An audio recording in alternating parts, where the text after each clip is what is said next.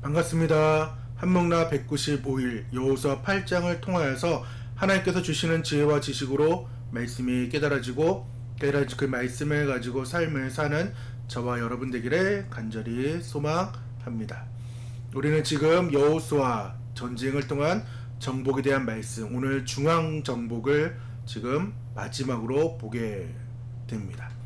그래서 이스라엘 땅을 강원도 땅으로 이렇게 봤을 때 지금 현재 강릉시를 통하여서 지금 홍천군을 점령하는 그러한 중부의 상황들을 우리가 지금 보고 있습니다. 오늘 8장의 개요는 아간의 범죄를 처리하여 이스라엘 공동체를 정결하게 한 후 하나님께서는 다시 여호수아에게 아이성 공격을 명령하십니다. 이번에는 하나님께서 직접 전략을 제시해 주시는데 하나님께서는 매복 작전을 통해 아이성을 정복하도록 지시하십니다. 여호수아는 약 3만 명의 정예 군사를 선별하여 밤중에 아이성 뒤편에 매복시키고 자신은 나머지 군사들을 이끌고 아이성 앞 언덕에 진을 칩니다. 다음날 아침 아이 왕은 이스라엘 군사가 다시 공격해 오는 것을 보고 급히 성문을 열고 백성들과 함께 이스라엘을 추격합니다. 아이 군대가 성에서 멀리 떨어진 곳까지 추격하자 여호수아는 손에 든 단창을 아이성 쪽으로 펼치는 신호를 보냅니다. 이 신호를 본 매복조는 즉시 아이성으로 돌진하여 성읍을 점령하고 불태웁니다. 뒤늦게 이 사실을 안 아이 군대는 매복조와 여호수아의 본대 사이에 갇히게 되어 진퇴양난에 빠지고 결국 이스라엘 군대에 의해 전멸됩니다. 아이 왕은 사로잡혀 나무에 매달리고 그 시신은 해가 질 때까지 나무에 달려있다가 성문 어귀에 던져지고 돌 무더기로 덮입니다. 이로써 아이 성은 완전히 함락되고 여리고 성과는 달리 그 재물은 이스라엘 백성이 취할 수 있게 됩니다. 아이성 정복이라는 군사적 승리 이후 여호수아는 중요한 영적 의식을 거액합니다. 그는 모세의 명령에 따라 이스라엘 온 회중을 에발산과 그리심 산 사이에 모으고 제단을 쌓고 하나님께 번제와 화목제를 드립니다. 그리고 여호수아는 이스라엘 자손 앞에서 돌에 모세의 율법을 기록하고 그 율법책을 기록된 축복과 저주의 모든 말씀을 낭독합니다. 이는 가나안 땅에서의 삶의 기초가 하나님의 율법임을 분명히 선언하고 백성들이 이 율법을 순종함으로써 하나님의 언약을 지킬 것을 새롭게 다짐하는 중요한 의식이었습니다.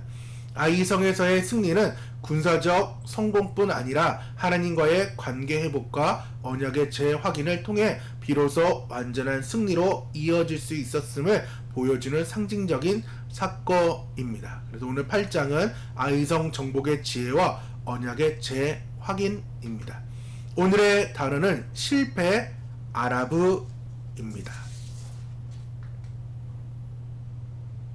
우리는 여호수아 7장을 통하여서 지난 주말 동안 정비하는, 그래서 정비형의 교회가 되자 수리하면 안 된다라는 상황을 말씀을 드렸는데 주말 동안 어떻게 우리의 삶을 잘 정비했는지 모르겠습니다. 우리는 하나님을 바라보지 않았던 그 상황에서 하나님만을 바라보자. 최선을 다하지 않았던 우리의 삶이 무슨 일에든지 최선을 다하자. 그리고 기도하지 않았던 우리의 삶이 어떠한 일이라도 기도하자라는 그 삶을 우리가 계속해서 지켜내기를 원합니다. 실패라는 단어 결코 좋은 단어는 아닙니다. 실패 그 자체보다 더 무서운 것은 실패를 통하여서 아무것도 배우지 못하는 상황입니다. 사람은 유한한 존재이고 부족하여 재성이 있기 때문에 누구나 실패를 적어도 한 번씩은 맛보게 됩니다. 새로운 일을 하게 되면은 그 리스크가 더 큰 것이 사실입니다. 큰 것이든 작은 것이든 여튼 인생에서 실패를 맛보고 그림자처럼 따라오는 그 실패 정말 어렵습니다. 근데 그 실패를 통하여서 때로는 우리는 실수를 안 하게끔 노력하게 되며 그 노력으로 인해서 우리가 성장하게 됩니다. 늘 이야기하고 늘 기도하는 거지만 저는 사랑하는 성도님들이 저의 목회 현장에서 실험체가 되는 것을 저는 원치는 않습니다. 그래서 지난 다음 세대를 이렇게 목양을 이렇게 하였을 때, 사역을 하였을 때 기도했던 것이 늘 이것이었어요. 하나님, 제가 맡은 아이들이 저의 사역의 목양의 실험체가 되지 않기를 원합니다. 늘 했던 기도가 첫 번째 기도였습니다. 하지만 저는 연약하였고 또 실패하였고 또한 그 실패를 통하여서 또 성장하였고 여기까지 왔습니다. 여전히 저는 부족한 사람입니다. 그래서 성도님들의 많은 기도가 좀 필요하며 특별히 성령님의 그 도움이 간절한 사람 중에 한 사람입니다. 오늘 여호수아 8장을 통하여서 여호수아가 그리고 이스라엘 백성들이 어떻게 실패를 딛고 하나님 앞에 일어설 수 있게 되었는지 우리 함께 보면서 은혜를 나누길 원합니다. 첫째는 하나님의 말씀의 회복입니다. 1절 말씀 우리 함께 읽어보도록 하겠습니다. 여호와께서 여호수아에게 이르시되 두려워하지 말라, 놀라지 말라. 군사를 다 거느리고 일어나 아이로 올라가라.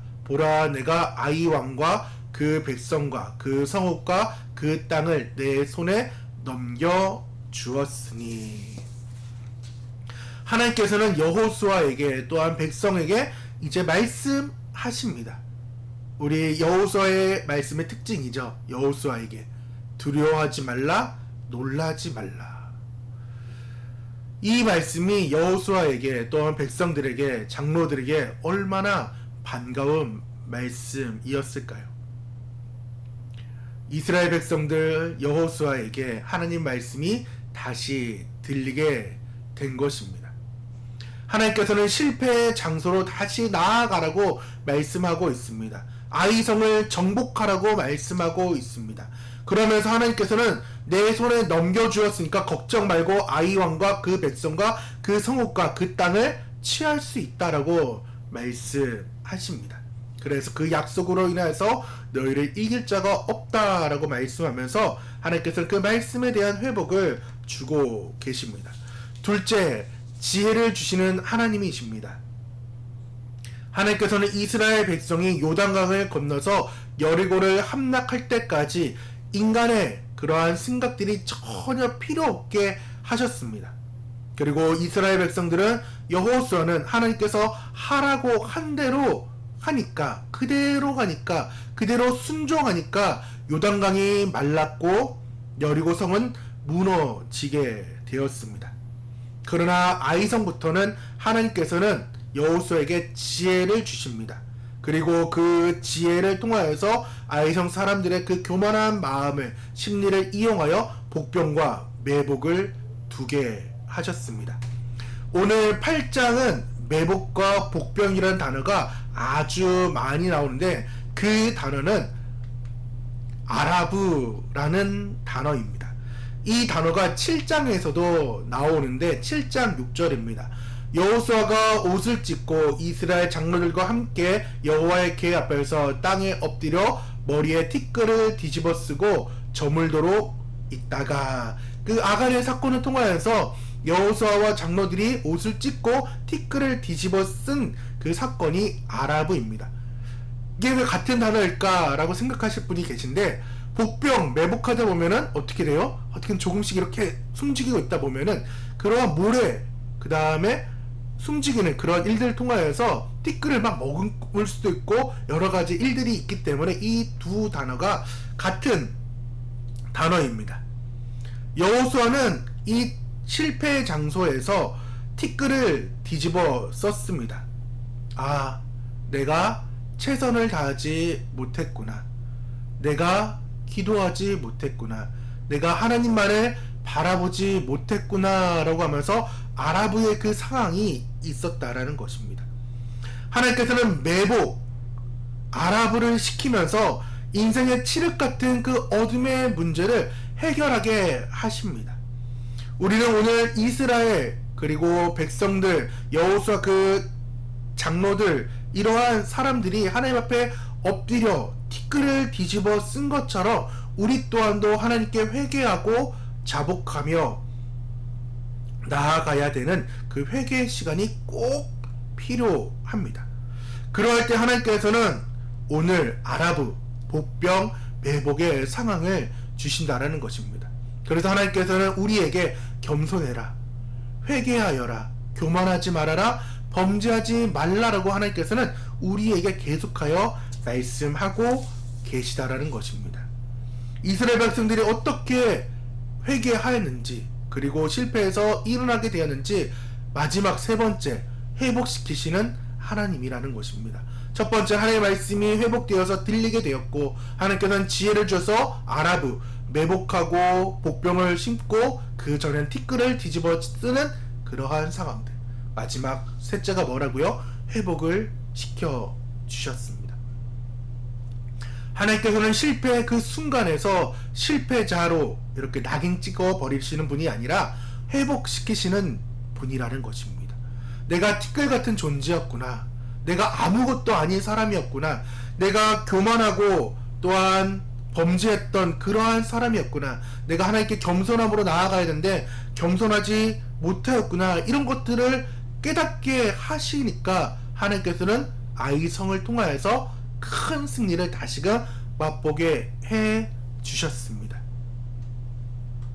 그리고 여리고 성과는 다르게 하나님께서는 아이성에게는 그 전리품을 이제 취할 수 있도록 명령하였습니다. 두 명령이 달랐던 것입니다.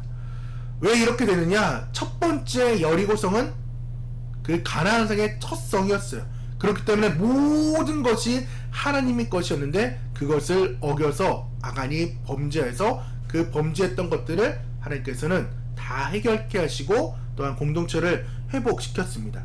하지만 두 번째 성인 아이성은 하나님께서 우리의 삶을 알고 계신 분이에요. 그래서 그 현실적인 모든 부분에서 필요를 아신 하나님이기 때문에 이제는 그 전리품을 가져도 됨을 말씀합니다. 그렇기에 우리가 하나님의 것을 드리는 것이 있습니다. 그것은 여리고성에서 상황이 똑같은 것이 있습니다. 탈취한 것들을 모두 이제 하나님께 바치한 것들도 있었습니다. 근데 전리품들은 하나님께서 주셨습니다. 그렇기 때문에 그 감사함으로 그것을 또 이제 우리는 누리면 됩니다. 오늘 7장 8장에서 아이성의 실패를 우리는 봄으로써 우리는 실패의 자리에서 주저앉지 않아야 합니다. 우리는 실패를 통하여서 아라브 티끌을 뒤집어 쓰고 회개하는 시간, 매복의 시간이 우리는 있어야 합니다.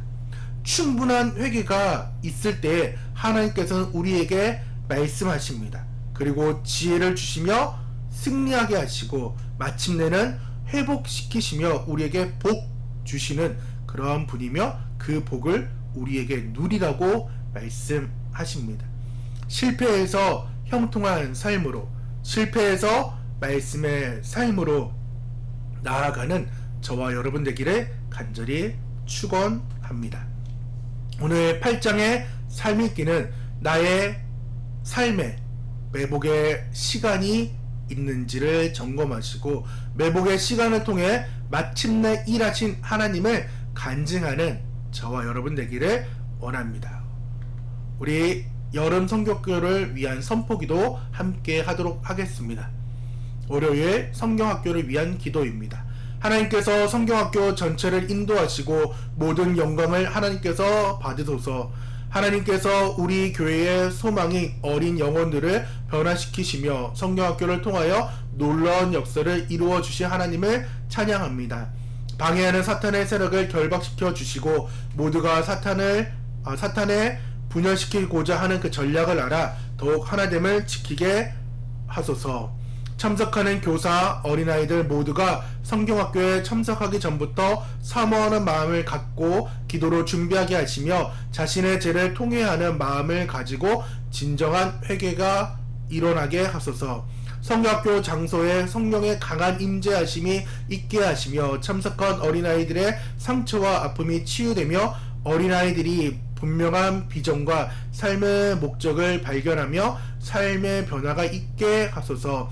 우리 어린이들이 민족의 복음화, 세계 복음화를 위해 헌신하는 영적 부흥의 불씨가 되게 하소서. 말씀을 전할 목사님, 전사님, 성령의 충만케 하셔서 주님이 사용하여 주시며 어린 영혼들을 향한 사랑과 열정으로 담대하게 말씀을 전하게 하소서. 성경학교를 준비하는 교사, 봉사자들이 성령 충만하고 영육이 강건하게 하시며 한마음으로 동력을 잘 이루게 하소서. 아이들이 성경학교를 통해 예수님을 뜨겁게 만나고 잊지 못할 성경학교가 되게 하소서. 우리 함께 기도하도록 하겠습니다.